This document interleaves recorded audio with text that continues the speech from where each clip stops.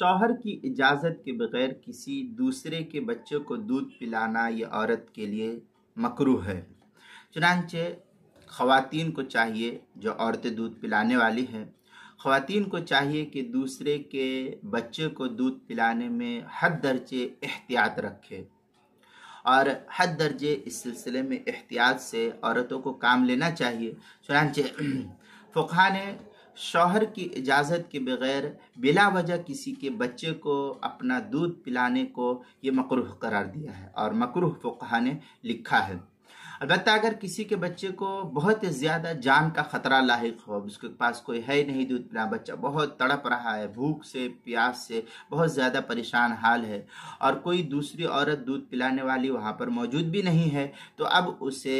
اس مجبوری کے درجے میں اب اسے دودھ پلا کر کے بچے کی جان کو بچانا یہ اس کے لیے اس پر واجب اور ضروری ہے۔ اب اس کے لیے یہاں پر کراہت کا حکم نہیں رہے گا، بلکہ بچے کی جان کو بچانا اپنا دودھ پلا کر کے اس عورت کے ذمہ واجب اور ضروری ہوگا۔ اس سلسلے میں اس کے شوہر کی اجازت کو لینا بھی یہاں پر ضروری نہیں ہے، کیونکہ بچے کی جان کا خطرے کا مسئلہ تھا۔ چنانچہ اس سلسلے میں البحر الرائق میں ہے وفی الخانیہ من الحظر والاباحہ امرأة ترضع صبیا من غیر اذن زوجها یکرہ لہا ذلک الا اذا خافت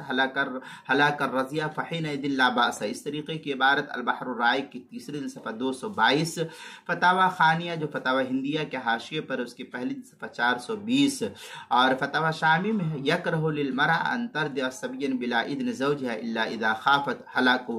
یہ کتاب فتاوی شامی جو زکریہ بک ڈپو دیوبند کا ہندی نسخہ ہے، اس کی کتاب النکاح باب الرضاع جلد نمبر 4 صفحہ نمبر 402، جو زکریہ بک ڈپو دیوبند کا ہندی نسخہ اس کے اندر کتاب المسائل اس کی چوتھی صفحہ 191 اور 192 پر بھی اس کو نقل کیا گیا ہے۔